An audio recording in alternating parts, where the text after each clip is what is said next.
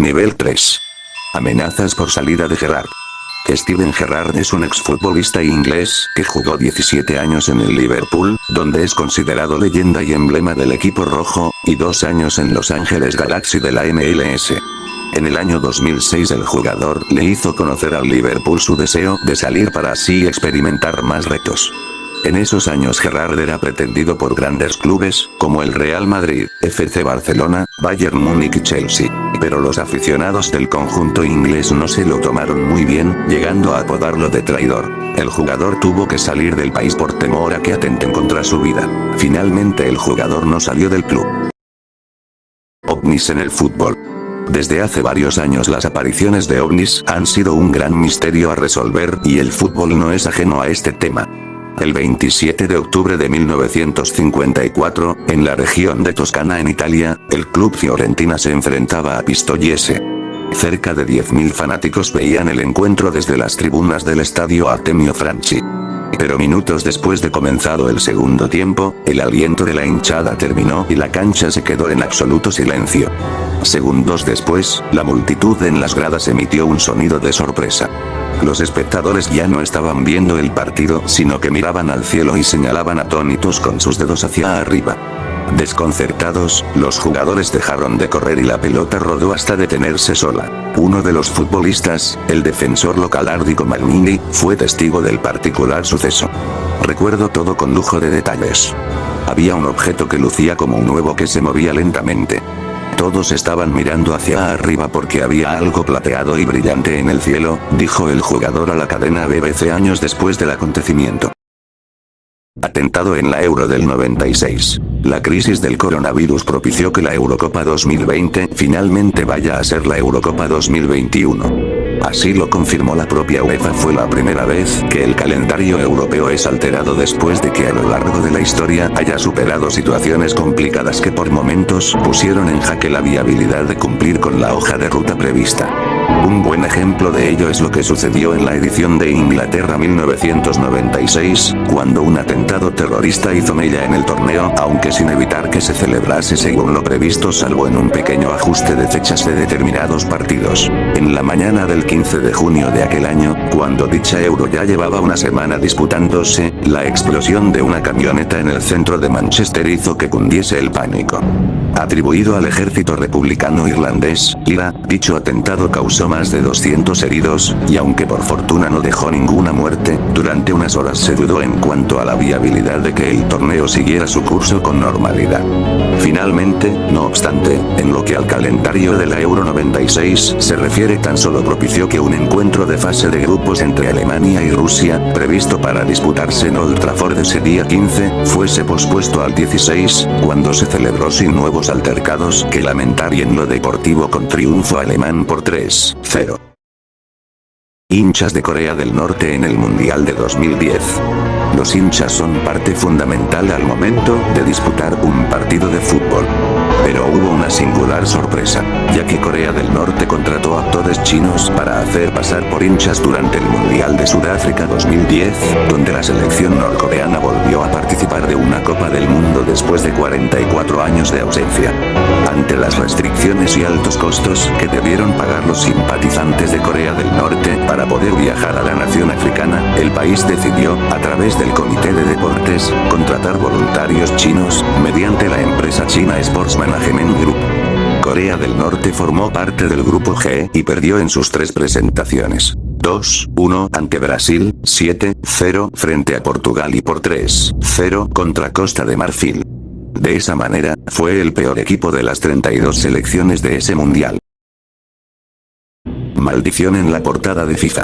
Aparecer en la portada de los juegos de FIFA tiene que ser un gran honor para los futbolistas, pero también puede convertirse en su peor pesadilla. En el mundo de los videojuegos es de sobra conocido que hay una maldición con la portada de FIFA y no son pocos los jugadores que han visto truncadas sus carreras tras aparecer en ella. La maldición empezó desde 1994 con la primera portada, pero les diré la de los últimos 10 años. En 2011 tenemos a Kaká, que fue elegido portada luego de haber ganado el Balón de Oro y protagonizar uno de los traspasos más caros del área Madrid, pero luego de aparecer en la portada empezó a sufrir varias lesiones que truncaron su carrera, para tomarla sin pena ni gloria en Estados Unidos. Lionel Messi apareció en las portadas del FIFA 2013, año donde le pasaron varias lesiones. En 2014 donde perdió la final del Mundial contra Alemania y en 2016 donde perdió la final de la Copa América contra Chile. Marco Reus se rompió los ligamentos tras protagonizar la portada del FIFA, una grave lesión que truncaron las expectativas del jugador del Borussia Dortmund. Cristiano Ronaldo protagonizó en 2019 una de las maldiciones FIFA más sonadas, ya que primero salió en la portada con la camiseta del Real Madrid, pero el mismo año se produjo su fichaje por la Juventus, teniendo que cambiar la portada, y segundo pero fuera de las canchas, fue acusado por presunta violación. En 2020 Hazard fue elegido para aparecer en la portada pero por desgracia, se lesionó en el peroné perdiéndose gran parte de la temporada. Mbappé apenas firmó con EA Sports, se lesionó el 2021. Pulpo Paul. Paul fue un pulpo empleado como oráculo para predecir los resultados de la selección de fútbol de Alemania en competiciones internacionales, concretamente en la Eurocopa 2008 y en el Mundial de Fútbol 2010, donde también sirvió para predecir otros resultados, acertando los 8 emparejamientos que se le propusieron. Después del Campeonato Mundial de Fútbol, sus cuidadores comunicaron que no volvería a realizar más pronósticos. Antes de cada partido internacional de la selección alemana, a Paul se le presentaron 2 contenedores idénticos con comida. Uno de ellos estaba marcado con la bandera de Alemania y el otro con la bandera del equipo oponente. La bandera presente en el contenedor que elegía Paul era interpretada como la del equipo que lograría la victoria. De esta forma, Paul escogió correctamente 4 de los 6 partidos que jugó Alemania en la Eurocopa 2008 y en los primeros 6 partidos en la Copa Mundial de Fútbol de 2010. También predijo que España vencería a Alemania en la semifinal y acertó. La edad media de vida de un pulpo es de 2 años y Paul falleció con 2 y medio. El 26 de octubre de 2010, unos meses después de la final de Johannesburgo, Paul falleció, diciendo adiós a este mundo. La noticia conmocionó al mundo entero. Hazard pateando a un recogepelotas. En 2013, Eden Hazard desató una de las polémicas más grandes el 23 de enero, luego de propinarle una patada a un recogepelotas en una semifinal de FA Cup, entre Chelsea y Swansea City.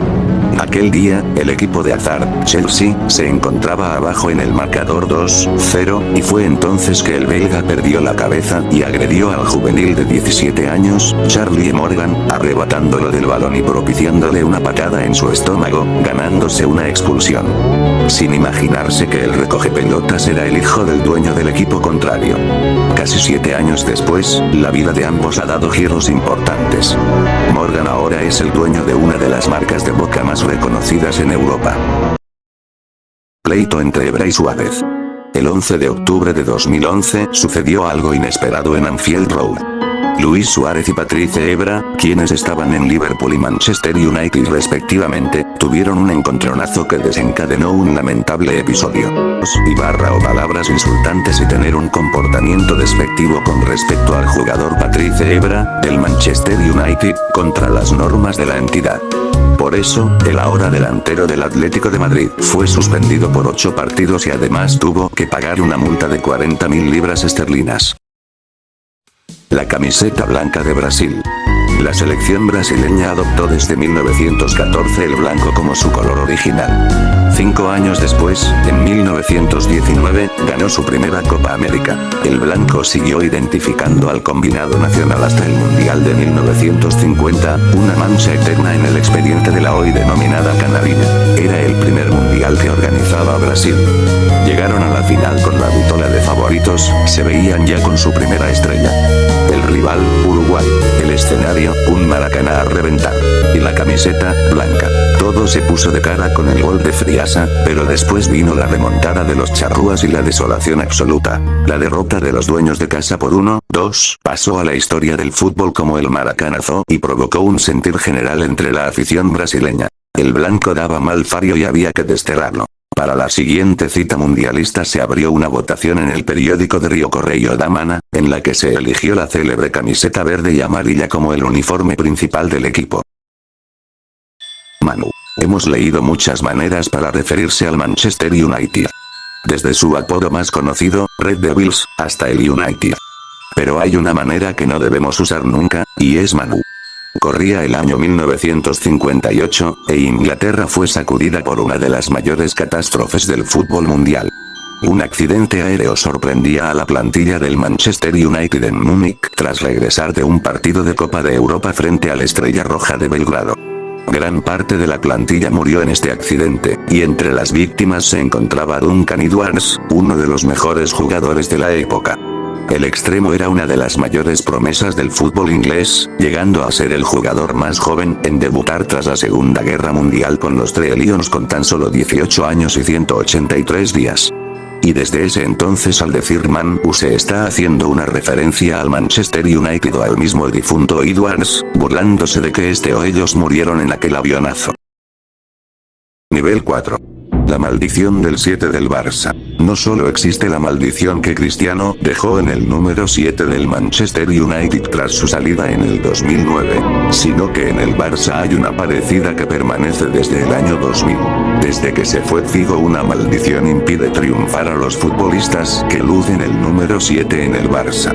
Sin remontarnos a tiempos pretéritos con Rexach, Lineker o Amor, salvo el sueco Larsson, que ahora forma parte del cuerpo técnico del club, desde Figo nadie ha acabado de triunfar en el Barcelona con el 7 en la espalda. Ni Javier Saviola ni el madridista Alfonso Pérez consiguieron brillar con ese dorsal que Figo dejó maldito. Luego lo llevaron Gudjohnsen y el mencionado Larsson. Más tarde lo lució el canario Pedro Rodríguez, aunque sus mejores años fueron con el 17. Sus desgracias empezaron cuando heredó el 7.